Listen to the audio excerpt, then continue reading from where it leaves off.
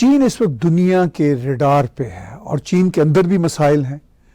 Canada के वज़ीर आज़म prime minister Trudeau का एक वीडियो जो चीन के सदर के साथ एक बातचीत थी कॉरिडोर में होती हुई, एपैक की गालबन मीटिंग थी, वो भी पूरी दुनिया में वायरल हुआ। ऋषि सुनाक प्राइम मिनिस्टर इंग्लैंड के साथ उनकी मीटिंग जो थी वो भी कैंसिल हुई या पोस्टपोन हुई, व्हाटएवर। और इसके साथ साथ अमेरिका से भी बहुत सख्त अब लाइन ली जा रही है। इवन जर्मनी, यूरोपियन यूनियन के ममालिक भी चीन के बारे में ये बात खुल कर रहे हैं कि चीन को अब इंटरनेशनल नॉर्म्स की रिस्पेक्ट करनी पड़ेगी, ख़ास तौर पर ट्रेड के मसला पे। उधर चीन के अंदर भी जो प्रोटेस्ट हो रहे हैं वो सॉर्ट ऑफ अनप्रेसिडेंट हैं, उनकी इकोनॉमिक सिचुएशन भी काफ़ी हिली हुई है। इस सारी सूरत हाल का आज हम तफसील से जायज़ा लेंगे स्ट्रेटजिक थिंकिंग में कामरान बुखारी साहब के साथ। मेरे साथ वाशिंगटन से जुड़े हुए हैं कामरान साहब। जी कामरान साहब, सूरत हाल काफ़ी हलचल वाली है। आप कैसे सर देखते हैं चीन जो इस वक्त रडार पे है दुनिया की, मेरी इस स्टेटमेंट को आप कैसे लेते हैं? जी ताहिर साहब, देखें, आई थिंक अलाइनमेंट हो रही है मगरबी ममालिक में आलमी बरादरी के अंदर चीन के हवाले से, क्योंकि देखें चीन जो है लॉन्ग टाइम जो है वो अपने पर फैला रहा है, अपने पावर प्रोजेक्शन कर रहा है। और फिर जो सदर जी ने जो है वो एक नई चीनी रियासत का जो बुनियाद रखी है, यानी रियासत तो एक तरह से वही है, लेकिन जो सदर जी ने उसको पर्सनलाइज कर दिया है और उसको ब्यूरोक्रेटिक ऑटोक्रेसी से हटा के एक पर्सनल डिक्टेटरशिप की जानिब जो है लगा दिया है, तो उस वजह से भी जो है चीन के खिलाफ एक सेंटिमेंट है।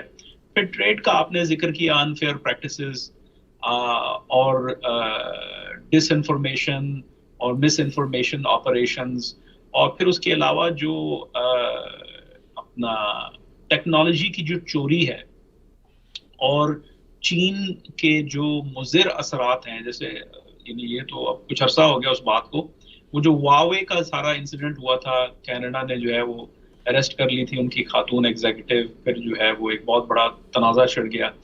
तो आई थिंक कि आहिस्ता आहिस्ता जो है जहां आलमी बरादरी रूस के खिलाफ एक अलाइंड खड़ी नजर आती है या मतलब होने की कोशिश कर रही है, वहां अब हम देख रहे हैं कि चीन की जानिब भी एक मुतहिदा फ्रंट कहिए वो, क्योंकि वरना ये तो हम इन तमाम वाकयात को, चाहे वो वज़ीर आज़म ऋषि सुनाक का जो है वो कैंसिल हो जाना मीटिंग, और जो मुठभेड़ हुई वज़ीर आज़म जस्टिन ट्रूडो की सदर जी के साथ, और इस तरह से अमेरिका की तरफ से जो भी बयानात आ रहे हैं, जो प्रेशर आ रहा है, तो जाहिर है ये फिर तो इत्तफाकात हो गए ना, लेकिन जियोपॉलिटिक्स में इत्तफाकात नहीं होते। तो लग यही रहा है कि आई थिंक के मगरबी ताकतें जो हैं वो चीन के हवाले से वो रैंक्स क्लोज कर रही हैं, और तमाम जो है जानिब से एक प्रेशर, एक दबाव डालने की कोशिश की जा रही है, क्योंकि खदशा ये है कि चीन जो है कोई जारहाना कदम ना इख्तियार करे, और फिर ये है कि सदर जी को जो है ना दोबारा से एक एक्सटेंशन मिल गई, एक और टर्म मिल गया उनको। तो जो हाल ही में जो चाइनीज कम्युनिस्ट पार्टी की कांग्रेस हुई थी जो हर 5 साल के बाद होती है, तो उस कॉन्टेक्स्ट में आई थिंक कि दुनिया जो है रिएक्ट कर रही है, आलमी बरादरी रिएक्ट कर रही है, बिलखसूस मगरबी ममालिक जो है अमेरिका की क़यादत में। फिर ये है कि आई थिंक चीन के अंदर जो हालात हैं वो ज़्यादा इंटरेस्टिंग हैं, क्योंकि आई थिंक कि जहाँ दबाव बाहर से आ रहा है वो इतना शायद असरअंदाज ना हो चीन के ऊपर, क्योंकि उसको तो रेजिस्ट किया जा सकता है, जो कि चीन करता आया, उसको ब्रश साइड कर सकता है कि ये जैसे मतलब जो तल्ख कलामी ही कह लीजिए जो सदर जी और वज़ीर आज़म ट्रूडो के दरमियान हुई, तो वो उस बात की अक्कासी करता है कि चीन जो है वो चाहे आप पूरा एक माज बना लें, लेकिन वो पुश बैक जरूर करेगा, कम अज कम जो है रिटोरिकल लेवल के ऊपर। लेकिन चीन के अंदरूनी हालात I think are more important, और फिर ये अंदरूनी तौर पे चीन किस करवट बैठता है वो फिर डिसाइड करेगा कि बाहर के जो ममालिक हैं, मगरबी जो ममालिक हैं, उनका क्या रवैया होगा और वो किस तरीके से जो है फिर चीन को देखेंगे, क्योंकि अभी फ्लक्स में है। आई थिंक हम उस मोमेंट में हैं कि जहां पर आलमी सतह के ऊपर और इवन मैं कहूँगा कि मगरबी ममालिक के अंदर वो जो चीन के बारे में था कि जी चीन उभर रहा है, एक जो है आलमी ताकत बन रहा है, दूसरी बड़ी इकोनॉमी है और अमेरिका के मद्दे मुकाबल है, वो जो मफरूज़ा है, आई थिंक उसको उससे जो है वो डिस्टेंस किया जा रहा है, क्योंकि वो अब वो एक तरह से एक पुराना एनालिसिस हो चुका है। नया एनालिसिस ये है कि चीन इतनी बड़ी चीज़ नहीं है और इसको थोड़ा रैशनलाइज करने की ज़रूरत है। यहाँ पर मुख्तलिफ जरीदों में जो है इसके ऊपर लिखा भी जा चुका है, कहा भी जा चुका है। मुझे याद है, मतलब हम जब मैं स्ट्रैटफोर्ड में होता था आज से कई साल पहले, तो हम तो बड़े अरसे से कह रहे थे कि चीन वो ताकत नहीं है जो दुनिया समझ रही है या जिससे इम्प्रेस हो रही है, और उसकी हमने वजूहात बयान की थी। तो आई थिंक कि वो एक मार्केट करेक्शन हो रहा है दुनिया के अंदर कि चीन की असल हैसियत क्या है, कितना बड़ा खतरा है और ये कितना बड़ा चैलेंज पोज करता है इंटरनेशनल स्टेबिलिटी को। जी कामरान साहब, आपने बहुत अहम सवालात उठाए और बहुत अहम नुकात की तरफ इशारा किया। इन पे हम तफसीली बातचीत करेंगे, मगर एक छोटी सी ब्रेक लेते हैं इस मौका पर। क्या आप कनाडा की इमिग्रेशन और सिटीजनशिप लेना चाहते हैं या कनाडा में स्टडी करना चाहते हैं? लाइटो इमिग्रेशन न सिर्फ आपको कनाडा की इमिग्रेशन और सिटीजनशिप दिलवाने में आपकी मदद कर सकते हैं, बल्कि आपको कनाडा में सेटल और इन्वेस्ट करने के रास्ते भी सुझा सकते हैं। Laito Immigration is a regulated Canadian immigration consultant. We deal in study, work, PNP and PR visas, get startup visas, work permit and business visas. We rise by lifting others. Laito Immigration. Welcome back viewers.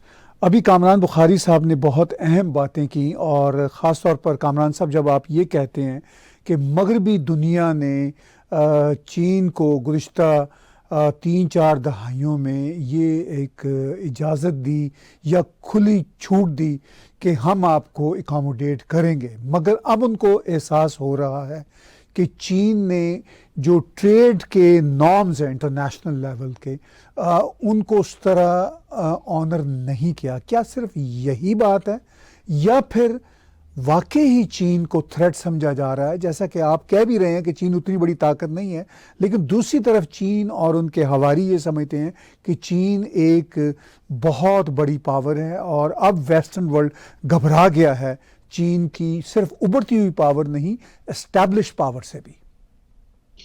जी देखिए, I think कि एक एम्बिवलेंस है, एक हम वो grey area में हैं अगर आलमी सतह पे देखा जाए। तो जाहिर है अगर हम मकातब फ़िक्र की बात कर लें, अगर मतलब जो है जो आम राय पाई जाती है इवन एक्सपर्ट्स के दरमियान जो मुख्तलिफ ममालिक से हैं कि भाई चीन की क्या हैसियत है यानी एज ए ग्लोबल पावर, तो उसमें दो मुकातब फ़िक्र हैं। एक वो है कि जो अभी भी समझता है कि चीन जो है वो बहुत बड़ी चैलेंज है और वो उस तरफ उनका झुकाव है, उस मकातब फ़िक्र। दूसरी जानिब वो लोग हैं जो कहते हैं हाँ चीन ताकत है लेकिन उतनी बड़ी नहीं है और हम शायद ओवर एस्टिमेट कर रहे हैं। तो ये जो दूसरा कैंप है इसको तकवीयत मिल रही है, इसके राय को अगर हम जो मतलब हाल ही में जो वाक़यात हुए हैं, चाहे वो मुआशरती हैं, मुआशी हैं, सियासी हैं, उन तमाम सतहों के यूपर जो चीन का बिहेवियर रहा है, तो उससे यही लग रहा है कि ये वो वाली ताकत नहीं है कि जो मतलब यूँ समझिए कि अमेरिका की पोजीशन को या इंटरनेशनल रूल्स बेस्ड ऑर्डर जो मगरब ने तरतीब दिए थे उसको चैलेंज कर सकता है। हाँ ये है कि इक्तसादी लेवल के ऊपर एक बहुत बड़ी ताकत है, लेकिन देखना ये है कि वो उसको भी अनपैक करने की ज़रूरत है ना कि उनकी इक्तसादियात का जो है ना वो क्या हाल क्या है अंदर से, we have to look underneath the hood कि हम ये देखें कि भाई इनका ये जो इंजन है ये किस तरह चल रहा है। तो उसमें अगर जो है देखा जाए तो देखें जो चीन का जो इकोनॉमिक मॉडल है ना वो मगरब से बहुत मुख्तलिफ है। एक तो मगरब के अंदर जो है वो अगर किसी चीज के अंदर पैसा लगाया जाता है तो उसको नफा नुकसान के वो तराजू में तोला जाता है कि भाई अगर हम कुछ करेंगे तो रिटर्न ऑन इन्वेस्टमेंट क्या होगा। और रिटर्न ऑन इन्वेस्टमेंट प्योरली वो बहुत हद तक फाइनेंशियल होता है, ठीक है। चीन के अंदर इसके जो ना बरक्स बात सारी ये है कि चीन में एक सिंगल पार्टी रूल है, चाइनीज कम्युनिस्ट पार्टी का, और वहां पे एक सोशल कॉन्ट्रैक्ट है बड़े अरसे से, जब से माओ ने ये इस रेजीम की तरतीब दी 1949 में, और उसको लेके अब तक जो है एक सोशल कॉन्ट्रैक्ट है कि, और इसको भी बदल मतलब वो रूनमा होने में, इसको बनने में बड़ा वक्त लगा है। अगर चीन की जो है 50-60 की दिहाई 70 की दिहाई में जो इंस्टेबिलिटी थी और जो वहाँ पे सिचुएशन थी, तो ये तो मतलब 70 के बाद जब अमेरिका के साथ हालात बेहतर हुए निक्सन इंतजामिया के दौर में, और फिर 80 की दिहाई में फिर ये टेक ऑफ हुआ है चाइनीज इकोनॉमी। तो लेकिन जो सोशल कॉन्ट्रैक्ट है और जो अभी तक है, जिसको अब स्ट्रेस टेस्ट के अंडर है, वो ये है कि सियासत से अवाम दूर रहे, अवाम को की खुशहाली जो है वो पार्टी गारंटी करेगी, पार्टी की हुकूमत गारंटी करेगी। और उस पे जो है उन्होंने डेमोन्स्ट्रेट किया है कि वो बहुत सारे लोगों को, अपनी आबादी के बेशतर हिस्से को उन्होंने पॉवर्टी से निकाला है। ये उनकी एक जो है कमाल था, और ये उन्होंने किया, उससे उनका वो सोशल कॉन्ट्रैक्ट मुस्तहकम हुआ। लोगों को सियासत में या इस चीज को जो है कोई इशू नहीं था। बहुत थोड़े लोग कहते थे कि जी फ्रीडम नहीं है, जमहूरियत नहीं है, आज़ादियां नहीं है, क्योंकि ज्यादातर लोगों की बेसिक नीड्स पूरी हो रही थी। फिर चीन की जो इक्तसादी हालत है, डबल डिजिट जो ग्रोथ थी, high single digit double digit growth जो थी बहुत अरसे तक, उसने बहुत वेल्थ जनरेट की। खुशहाली जब आई तो आपके जो डोमेस्टिक कंजम्पशन है उसमें इजाफा हुआ है कि अगर अब आपको चले एक्सपोर्ट नहीं भी करेंगे तो जो आपके प्रोडक्ट्स हैं वो डोमेस्टिकली कंज्यूम होंगे, तो वो भी जीडीपी को मुआवनत करती है। तो उसमें फिर बहुत सारे लोगों ने जो है मतलब कनाडा की मिसाल ले लें, कितने ऐसे लोग हैं जो चाइना से जो कि कैनेडियन रियल एस्टेट में उन्होंने इन्वेस्ट किया हुआ है। मैंने खुद जो है अपना एक प्रॉपर्टी बेची थी कुछ साल पहले, तो एक चाइनीज हजरत को बेची थी। तो और ये तो एनेक्डोटल है, लेकिन ये हमें पता है वैंकूवर में, टोरंटो की मार्केट के अंदर जो है वो इन्वेस्टमेंट्स हैं। तो कहने का मकसद ये है कि जब वो खुशहाली आई तो फिर लोगों ने बाहर भी इन्वेस्ट किया, लेकिन कुछ अर्सा पहले, कुछ साल पहले, 5-7 साल पहले जो है कुछ पाबंदी चाइनीज रियासत ने लगाई कि भाई जो इन्वेस्टमेंट्स हैं वो बाहर ना इतनी ज्यादा जाए।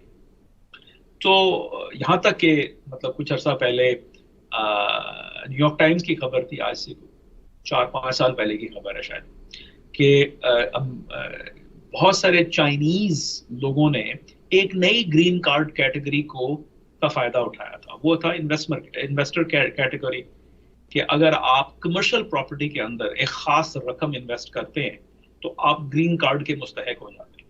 तो उस तरह बहुत सारे जो जब वो वेल्थ जनरेशन हुई, जाहिर है वहां पे भी एक मिडिल क्लास है, अपर मिडिल क्लास है, तो उनके पास पैसे आए तो उन्होंने इन्वेस्ट करना शुरू कर दिया। लेकिन कुछ, जैसे मैं अर्ज कर रहा था, कुछ साल पहले जो है ये हुआ कि भाई आप डोमेस्टिकली करें। तो अब वो हम देख रहे हैं कि वहां पे प्रॉपर्टी में हुआ है, लेकिन वहां पे भी अब प्रॉपर्टी का एक प्रॉब्लम आ रहा है, एक मॉर्गेज क्राइसिस है जिसकी डिटेल में जो है ना जा सकते, लेकिन वहां पर ये भी क्राइसिस है। और अब हाल ही में, और इस पे आगे हम चल के बात भी कर सकते हैं, लेकिन सवाल ये है कि अब जो कोविड की जो रिस्ट्रिक्शंस इन्होंने की थी, जिस तरीके से कोविड को मैनेज किया है, उसने एक पॉलिटिकल क्राइसिस भी क्रिएट कर दिया है। साथ ही साथ जो सदर जी ने कैप्चर किया है पावर, और वो पार्टी कांग्रेस में जो तमाशा लगा था साबिक सदर हू जिनटाओ को लेके, उसको ऊपर से जो है ये मुजाहरे शुरू हो चुके हैं, जो कि आपने जिक्र किया अनप्रेसिडेंटेड। तो बैक वक्त तीनों लेवल्स के ऊपर क्राइसिस चल रहा है। जी अच्छा, आपने बहुत सारी बातें की, इसमें एक बात पे मैं आपकी मुख्तसर राय लेना चाहूँगा। जेफरी सैक्स ने अपनी किताब द एंड ऑफ पॉवर्टी में लिखा कि चीन जो है वो पॉवर्टी से बहुत बाहर आ चुका है, जिसका आपने अभी जिक्र भी किया। और अभी भी जेफरी सैक्स एक बहुत ही वेल नोन इकोनॉमिस्ट है, मैं उनकी कदर करता हूँ, लेकिन उनकी जो वो लीनिएशन है वो बहुत ज़्यादा लिबरल की तरफ है। वो भी हमारे लिए रिस्पेक्टफुल, हम सब की बात सुनते हैं, मगर वो रिसेंटली भी ये बात बार बार कह रहे हैं कि अमेरिका और वेस्टर्न वर्ल्ड चीन को हैंडल करते हुए हिपोक्रेसी का मुजाहरा कर रहा है, और सिर्फ अनफेयर ट्रेड की बात नहीं, ये चीन की ताकत को दबाना चाहते हैं। आप इस आर्गुमेंट को कैसे देखेंगे? देखिए, जो है वैल्यू जजमेंट तो कोई भी दे सकता है ना, कि जी क्या फेयर है, मतलब अनफेयर है, या जो है ये ताकत को सिर्फ इसलिए नहीं कि चीन जो है वो मैल प्रैक्टिसेस में हिस्सा ले रहा है तो उसके खिलाफ जो है रद्द अमल आ रहा है।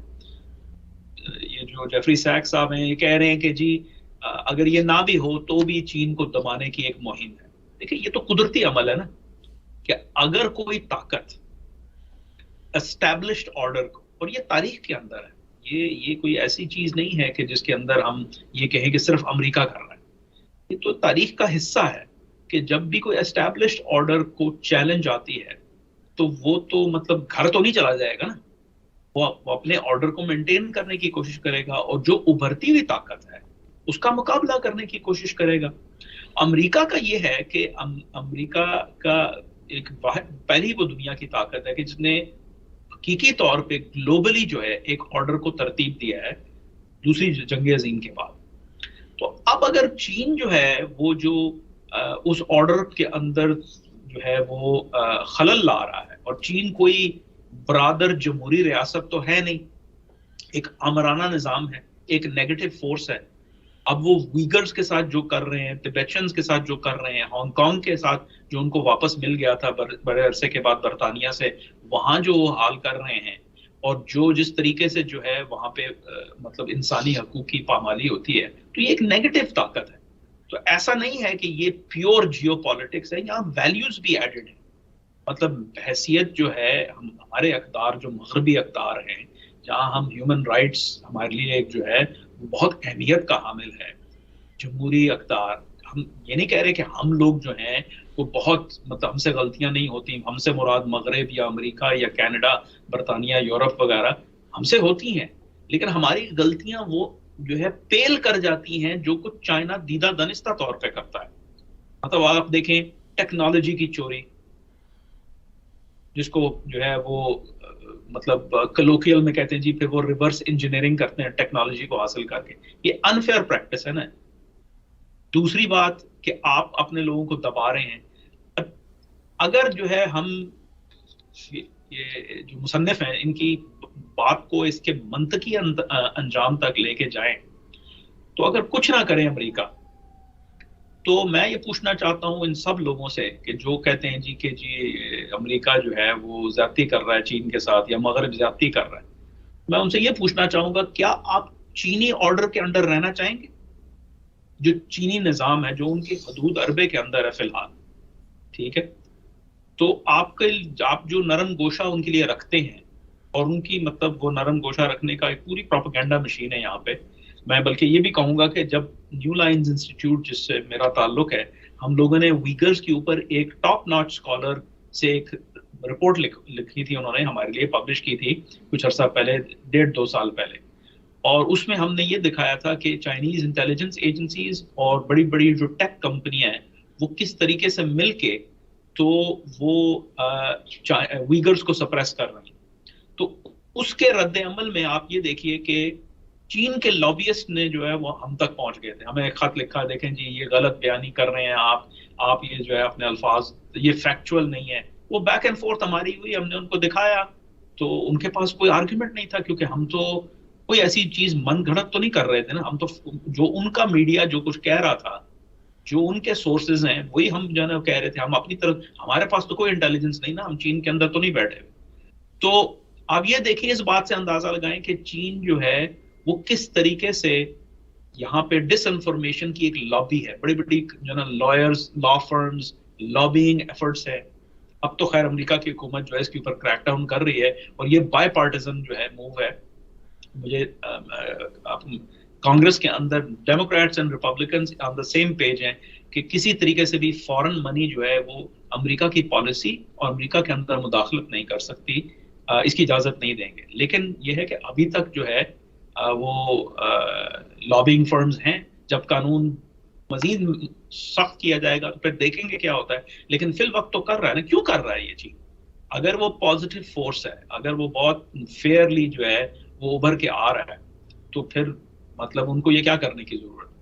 तो कहने का मकसद ये है कि देखें, ताकतें उभरती हैं, उनको आपको काउंटर करना पड़ता है। और इस केस में तो दुनिया के सामने चॉइस है, क्या आप एक अमेरिकी ऑर्डर जो इम्परफेक्ट है, ठीक है, जो मगरबी एक ऑर्डर है जिसको हम इंटरनेशनल रूल्स बेस्ड ऑर्डर कहते हैं, वो आपको ज्यादा पसंद है? या आप तसव्वुर कीजिए कि अगर चीन डोमिनेंट हो जाता है तो किस तरह वो दुनिया चलाएगा, दुनिया का क्या हशर होगा। तो मैं तो यही कहूंगा उन लोगों को कि जो चीन को जो है उनके अपॉलजिस्ट हैं या उनके जो है वो उनको एक्सक्यूजेस देते हैं। आपने जिक्र किया इंटेलिजेंस एजेंसीज जो हैं चाइना की किस तरह इन्फ्लुएंस करने की कोशिश कर रही हैं। अभी बहुत ही रिसेंटली, बल्कि कल की बात है, कनाडा ने चाइनीज़ एम्बेसडर को समन किया है और उनको कहा कि आपने यहाँ पे चाइनीज़ पुलिस स्टेशन कायम किए हुए हैं। ये खबरें सिर्फ कनाडा की नहीं हैं, यूरोप से भी आ रही हैं, अमेरिका की कुछ रियासतों से भी इस तरह की खबरें देखने और सुनने को मिली। तो इस बड़े ही सेंसिटिव इशू पे आप कैसे रिफ्लेक्ट करेंगे? देखिए, ये तो मतलब अब तो इस मतलब चीन बहुत की ताकत बढ़ गई है, वसाइल बढ़ गए हैं, तो जाहिर है अगर वो लॉबिंग फर्म्स हायर कर सकते हैं, ये लॉबिंग फर्म चीनी तो नहीं है ना, ये तो अमेरिकी लॉबिंग फर्म्स हैं, और लॉयर्स और उनके अटर्नीज वगैरह हायर कर सकते हैं, तो फिर ये तो कोई मसला नहीं। सबको पता है एम्बेसीज के अंदर जो है बहुत सारे लोग जो हैं वो इंटेलिजेंस सर्विसेज से होते हैं और वो सरप्टिशियसली काम कर रहे होते हैं। क्योंकि नई बात नहीं, बल्कि एक मूवी भी बनी थी इसके ऊपर बहुत साल पहले, 90 की दिहाई के अंदर, जिस यूएस मार्शल्स मूवी का नाम था, बड़ी मशहूर हुई थी। तो उसके अंदर भी यही था कि जो चाइनीज जो एम्बेसी है वो एस्पियोनाज का काम कर रही है, अमेरिकी अहदेदारों को ब्राइब कर रही है कि भाई उनको जो है वो सीक्रेट प्लान्स मिल जाए, उनको डॉक्यूमेंट्स मिल जाए। तो ये तो एक्सपेक्टेड है। तो मुझे हैरत नहीं है कि जो है ये, बल्कि मैं इस बात को मैं समझता हूँ कि ये एक अच्छी बात है कि कनाडा ने जो है इसके ऊपर कदम उठाया है और इसको परसू करने की कोशिश की है। क्योंकि ये तो मतलब अगर इस नेटवर्क को अगर आप पनपने दें तो आप देखें किस किस्म की डिस्टेबलाइजेशन होती है। हम तो एक ऐसे दौर में रहते हैं कि जहां पे लोगों को आने की भी जरूरत नहीं है। मतलब जो डिसइंफॉर्मेशन, फेक न्यूज, प्रोपेगेंडा जो साइबर स्पेस के थ्रू चलता है, जो एक प्लानिटरी स्केल के ऊपर जो एक तूफान बदतमीजी बरपा है, लोगों के जहनों को प्रागंदा करना, उनको जो है अपनी हुकूमतों के खिलाफ एक इंतशार पैदा करना मगरबी सोसाइटीज के अंदर, क्योंकि यहाँ आज़ादी है ना, आप कुछ भी कह सकते हैं। तो उस आज़ादी को सबवर्ट करना, उसके लिए लोगों की जरूरत नहीं। लेकिन अगर चीन लोग डाल रहा है, बंदे भेज रहा है, तो आप सोचें कि किस पैमाने पे नेगेटिव कार्रवाई हो रही है। जी बिल्कुल, आप ठीक कह रहे हैं कि मामलात बहुत गंभीर हैं उस सतह पे। अभी कनाडा ने एक और अनप्रेसिडेंट काम किया, उन्होंने एक इंडो पैसिफिक जो स्ट्रैटेजी है वो इशू की। अब उसमें कई पहलू हैं। एक तो ये है कि कनाडा के प्राइम मिनिस्टर जस्टिन ट्रूडो अपने वोट बैंक के लिए इंडिया के हवाले से कोई पॉजिटिव बात नहीं करते, बल्कि कभी कभी नेगेटिव कर देते हैं। मगर कनाडा को भी इंडो पैसिफिक स्ट्रैटेजी का एक डॉक्यूमेंट बनाना पड़ा है रिसेंटली, जो कनाडा की इंटेलिजेंस सर्विसेज की तरफ से जारी हुआ। तो आप इस कॉन्टेक्स्ट में कैसे देखते हैं कि अब इंडिया की जो इम्पोर्टेंस है, क्वाड की सूरत में हो या वहाँ पे जो भी अलायंस है, I2, U2, व्हाटएवर सिचुएशन है वहाँ पे, और इवन अब कनाडा को भी इंडिया का शब्द बरतना पड़ा, चूँकि ये कैनेडियन सरकार ज़रा अवॉइड करती है। तो इस सारी सूरत हाल को आप कैसे देखते हैं? देखिए, इसमें एक तो सियासी पहलू है जिसका आपने पहले जिक्र कर दिया कि जी उनको इलेक्शन आ रहे हैं और जस्टिन ट्रूडो साहब जो हैं वो उस तरह तो नहीं है, मतलब वो कमजोर नजर आ रहे हैं, अच्छे खासे कमजोर नजर आ रहे हैं। ऐसा नहीं कि उनके मध्य मुकाबिल को बहुत ताकतवर जो है ना हरीफ है, लेकिन फिर भी वो उनकी वो वाली मकबूलियत तो नहीं है जो कि पिछले इलेक्शन में थी या 2015 में जो थी। तो अब अपने वोट बैंक को किसी तरीके से बढ़ाना है। उनको पता है कि इंडियन नजात के लोग कनेडियन सिटीजन हैं बड़े पैमाने के ऊपर, तो एक सियासी एंगल है कि उनको खुश किया जाए उनके वोट्स के, अगर उनके जो मदरलैंड है उसको अगर हुकूमती सतह के ऊपर जो है वो मतलब उसको एक उसकी हैसियत को बढ़ाया जाए, तो ये चीज़ प्लीज करेगी इंडियन नजात लोगों को, और वो वोट जो है ना वो वोट्स में ट्रांसलेट हो सकती है। तो ये तो सियासी पहलू है, लेकिन इससे बढ़कर ये सिर्फ सियासत नहीं है, क्योंकि देखिए सियासत तो एक इंतजामिया करती है ना। सीसिस जो है वो तो एक एस्टेब्लिशमेंट की है, हुकूमतें आती हैं जाती हैं, सीसिस तो रहेगी। तो सीसिस की ये रिपोर्ट तैयार करना इस बात की अलामत है कि एक तो, और ये खुशाइंद है, मुझे बड़ी खुशी हुई जब ये मैंने सुना, क्योंकि अब ये इस चीज़ की निशानदेही करता है कि कनाडा जो है वो अब मेजर लीग जियोपॉलिटिक्स में जो है हिस्सा ले रहा है। कनाडा अब सिर्फ अमेरिका पे इन्हिसार नहीं कर रहा, जो साउथ ऑफ द बॉर्डर जो आप बड़ा भाई जो है उसके अभी भी बहुत इन्हिसार है, बहुत सारे इंस्टीट्यूशनल लिंकेजेस हैं, लेकिन ये, और ये चीज मैं बड़े अरसे से कह रहा था, जब मैं कनाडा में था मैं अक्सर टीवी पे कहता था कि हमारे पास एक डेडिकेटेड इंटेलिजेंस सर्विस होनी चाहिए जो फॉरेन इश्यूज को डील कर सके। सीसिस दोनों नहीं कर सकती, या सीसिस को आप फॉरेन बना दें या एक नए सिरे से फॉरेन बनाएं और इनको खाली डोमेस्टिक पे लगा दें, या किसी तरीके से डिवीजन ऑफ लेबर करें।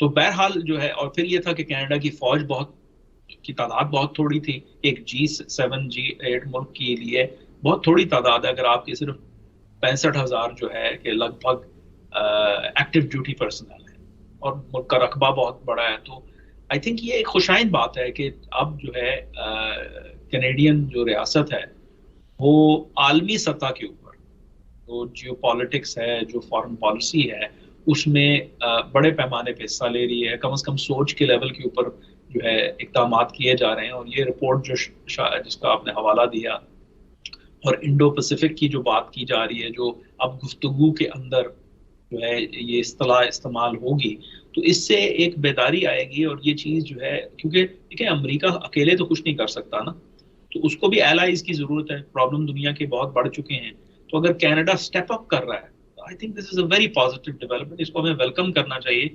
और कनाडा को अपने वसाइल के अंदर रहते हुए जितना मजीद जो है वो पावर प्रोजेक्ट कर सकता है दुनिया के अंदर, उसको करना चाहिए। और हम कनाडा को तो और भी ज़रूरत है, क्योंकि पूरी दुनिया से हमारे यहाँ इमिग्रेंट आते हैं, तो हमारे लिए इट बिहूव्स ऑटावा कि वो दुनिया के ऊपर बेहतर तरीके से नज़र रखे, और उस दुनिया के जो ऑर्डर को मेंटेन करने के लिए वो अपना किरदार अदा करे।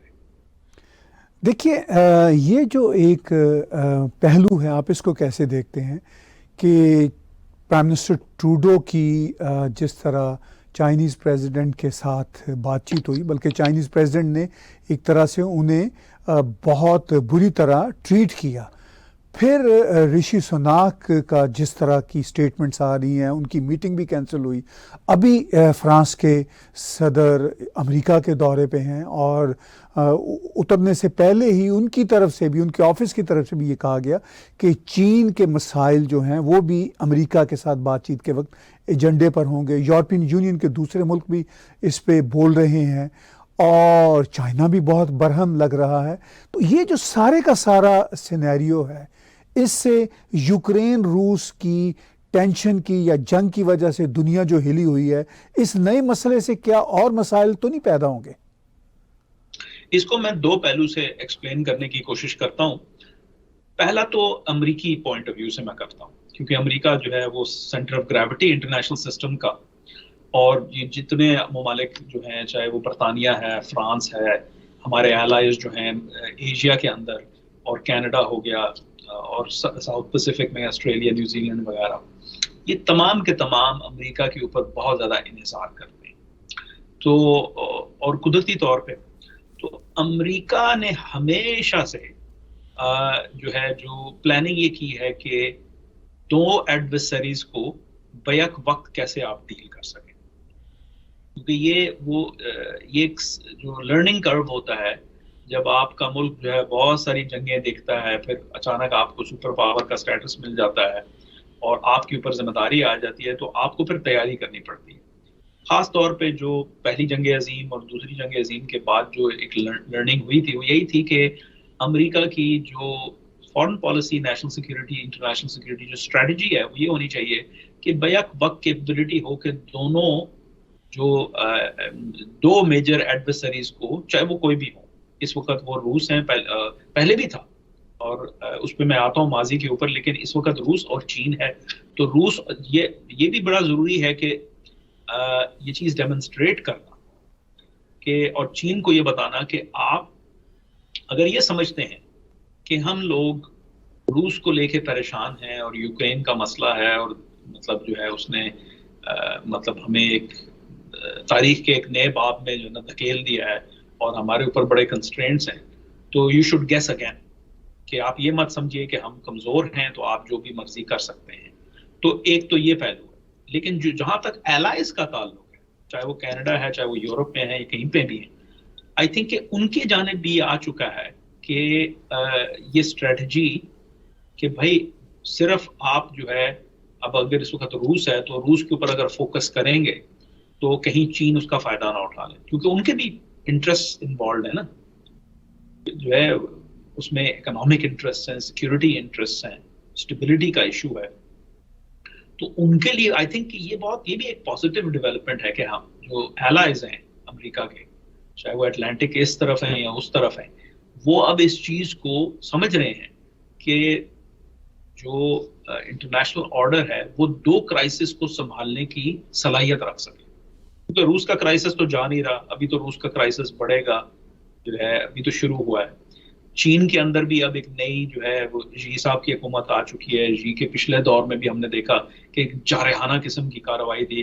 वो भारत के साथ जो इंसिडेंट हुआ था गलवान वैली में जून 2020 के अंदर, उसने खासा जो है धचका दिया और वो एक तरह से टेलीग्राफिंग थी चीन की तरफ से कि जी हम जो है वो बड़ी ताकत हैं और हमें तस्लीम किया जाए।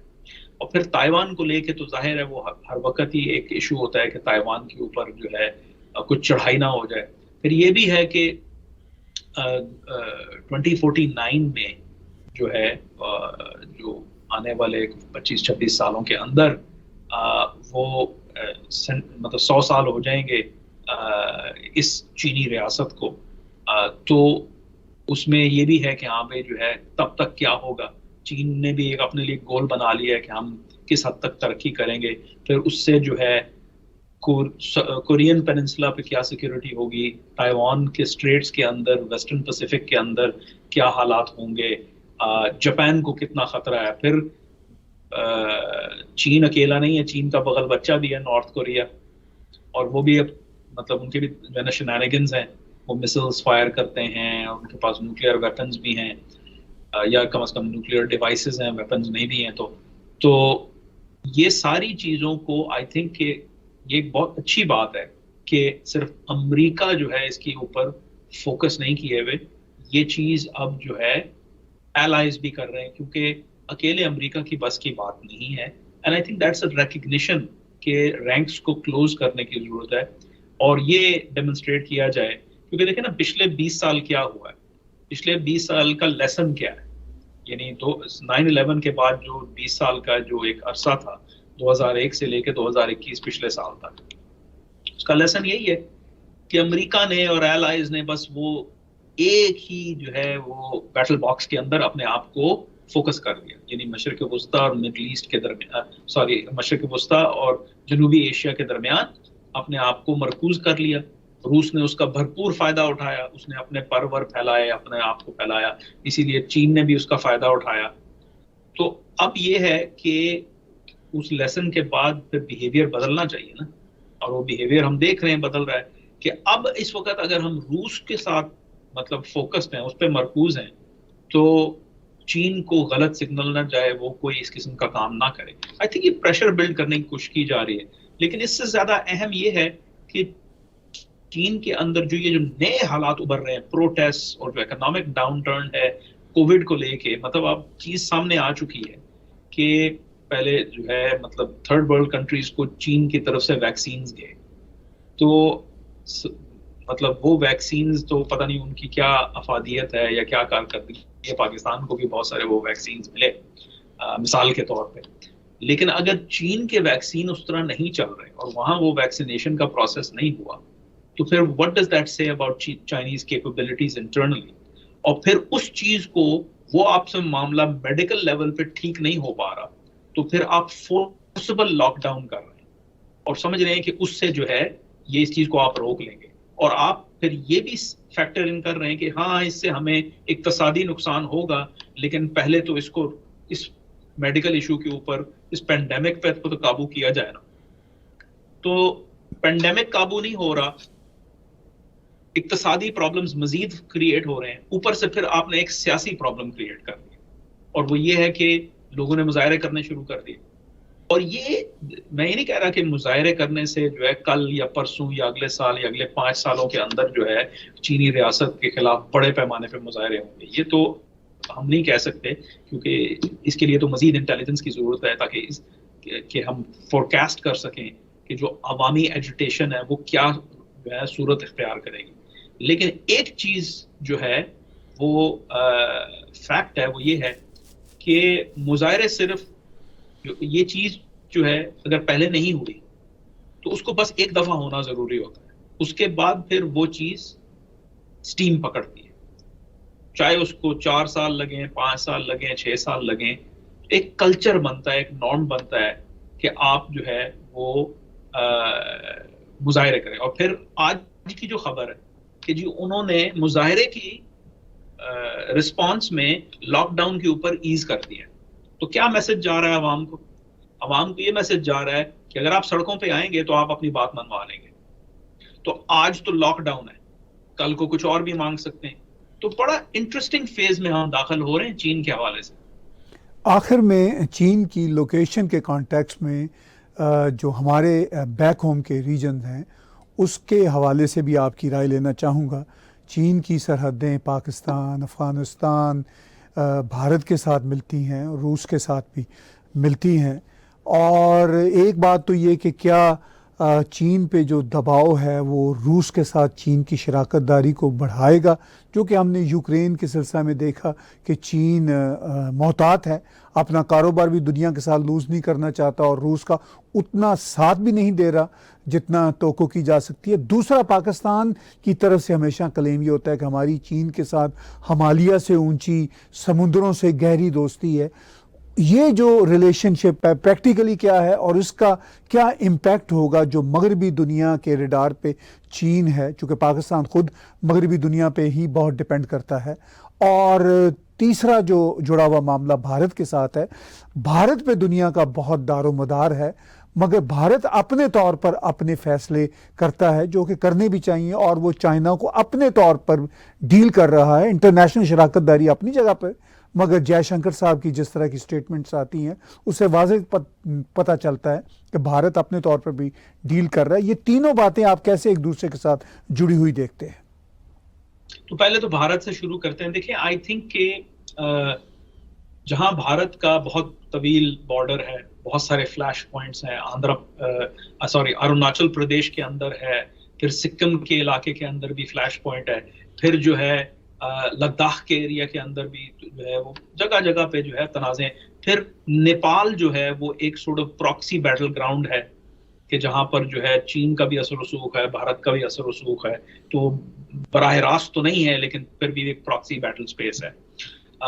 तो वो तो आई थिंक चलता रहेगा।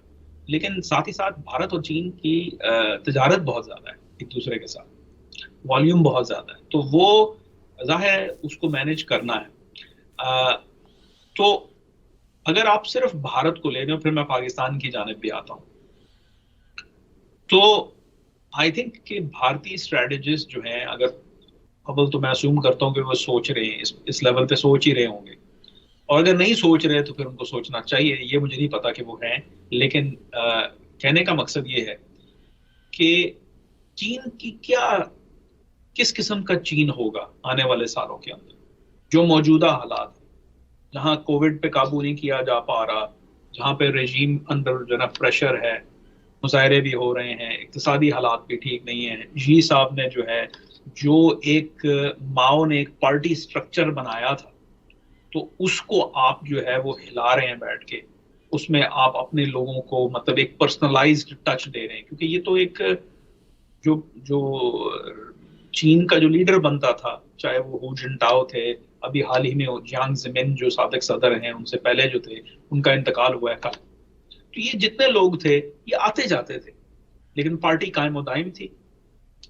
एक प्रोसेस था, आमिराना प्रोसेस है, लेकिन उनका प्रोसेस था कि हाँ भाई जो है क़यादत को किस तरीके से इलेक्ट करना है। पार्टी कांग्रेस होती है, सेंट्रल कमेटी है, प्रेसिडियम है, और मतलब उनका एक पूरा एक अपना जो जिसको इंस्टीट्यूशनल ढांचा कहते हैं वो है। अब उसमें जी साहब पहली दफा जो है एक ऐसे सदर आए हैं कि जो इसको पर्सनलाइज्ड कर, इसके क्या असरात होंगे, ये कैसे चलेगी। हो सकता है कि जो है ये कोर्स करेक्शन हो जाए, पार्टी जो है वो किसी तरीके से दोबारा से हावी हो जाए फर्द वाहिद के ऊपर, और ये एक कोर्स करेक्शन हो जाए और हालात चलते हैं। लेकिन जो हालात इस वक्त हैं इक्तिसादी, मुआशरती और सियासी, उससे यही लग रहा है। और फिर प्रेशर्स, क्योंकि जो इकोनॉमिक मॉडल है वो अनस्टेबल है, ये सस्टेनेबल नहीं। तो चीन क्या नजर आएगा, फिर प्रेशर बाहर की जानिब से, हमने गुफ्तगू की डिटेल में कि बाहर से किस तरीके से अमेरिका की जानिब से और एलाइज की जानिब से प्रेशर आ रहा है। फिर जो है मतलब हालात आप काबू नहीं कर पाते ना, अंदर के भी प्रेशर हो, बाहर के भी हो। तो अगर चीन की रियासत की गिरफ्त चीन के हदूद अरबे पे उस तरीके से ना रहे, ठीक है, मुजाहरे हो रहे हैं, मतलब जो है रियासत कमजोर पड़ गई है, तो फिर वो उस चीन के साथ कैसे डील करेगा Bharat, what does that do, ठीक है, वो उसके इम्प्लीकेशंस भारत के लिए क्या हैं। ये चीजें सोचने की हैं, वॉर गेम करने की जरूरत है, इसको मॉनिटर करने की जरूरत है। मैं ये नहीं कह रहा कि ये होगा, लेकिन जहां आज हालात हैं मतलब वो वैसे तो नहीं रहेंगे ना। इस वक्त पूरा यूरेशिया क्राइसिस में है, चीन भी क्राइसिस में है, रशिया भी क्राइसिस में है, और ये दो एंड्स पे हैं यूरेशिया के, और बीच में जो है ना हर तरफ क्राइसिस है।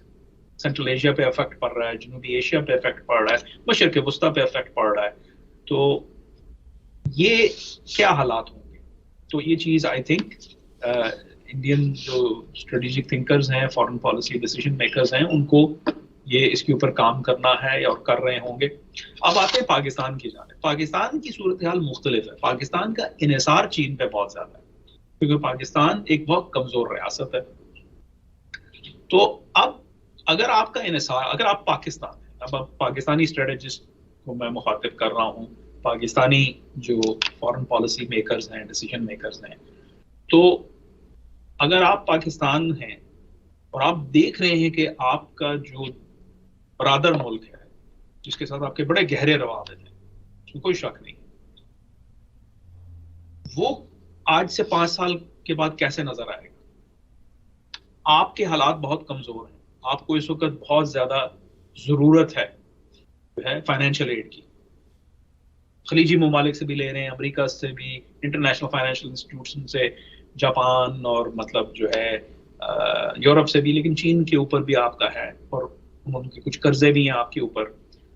तो अगर ये चीन उस जो है कमजोर पड़ जाता है किसी तरीके से, या कमजोर नहीं भी पड़ता, एक अपने ही ट्रांजिशन में चला जाता है जहां उसके पास बैंडविड्थ नहीं है कि बाहर के इलाकों को वो डील कर सके, तो फिर आपका क्या बनेगा, आप क्या करें। तैयार हैं आप उस मुस्तकबिल के लिए, पोटेंशियल मुस्तकबिल के लिए। और फिर सबसे बड़ी चीज जो कि मतलब कम अज कम अमेरिका के जो स्ट्रेटेजिक थिंकर्स हैं उनको तो मतलब परेशान करती है, वो ये है कि आलमी जो इकोनॉमी है, ग्लोबल इकोनॉमी का इतना बड़ा इन्हिसार है चीन के ऊपर, चीन का बहुत बड़ा हिस्सा है, दूसरी बड़ी इक्तिसादी ताकत है। तो सप्लाई चेन्स का क्या होगा अगर चीन किसी तरीके से उस तरह, जिस तरीके से वो रियासत पायदार है और स्ट्रॉन्ग है, मजबूत रही है, अगर वो नहीं रहती उस तरीके से, फिर उसके ग्लोबल इकोनॉमी पे क्या होंगे, असरात होंगे। ये सारी चीज़ें जो है अनपैक करने की ज़रूरत है। ये सवालात हैं जो मैं उठा रहा हूँ।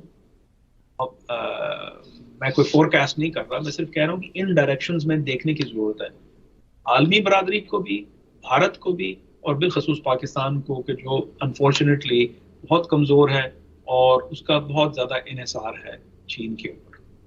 बहुत शुक्रिया कामरान बुखारी साहब। मौजू ऐसा है कि जिस पर हम घंटों बात भी करते रहें तो बातचीत शायद कम होगी, लेकिन ये ऐसा मौजू है जिस पर हम आने वाले दिनों में मज़ीद बातचीत करेंगे। शुक्रगुजार हैं कि आपने हमें वक्त दिया। व्यूज़ बातचीत सुन रहे थे स्ट्रेटजिक थिंकिंग में कामरान बुखारी साहब की। आज हमने एक्सक्लूसिवली जो इस वक्त चीन दुनिया के रडार पे है और ख़ुद चीन के अंदर जो मसाइल हैं उस हवाले से अगरचे सैर-हासिल गुफ्तगू की, मगर गुफ्तगू करने के बाद एहसास हमारा भी यही है और आपका देखने के बाद यही एहसास होगा कि अभी ये गुफ्तगू और हो सकती थी और आने वाले दिनों में इस पे और बातचीत करेंगे। टैग टीवी के यूट्यूब चैनल को सब्सक्राइब कीजिए। इसके साथ साथ अगर आप हमें कंट्रीब्यूट कर सकते हैं तो कंट्रीब्यूट भी कीजिए। अगले हफ्ते फिर कामरान बुखारी साहब के साथ स्ट्रेटजिक थिंकिंग में बातचीत होगी और कल आपके साथ मेजर गौरव आरिया जी का भी शो हम पेश करेंगे। आज का शो देखने और सुनने का बहुत शुक्रिया।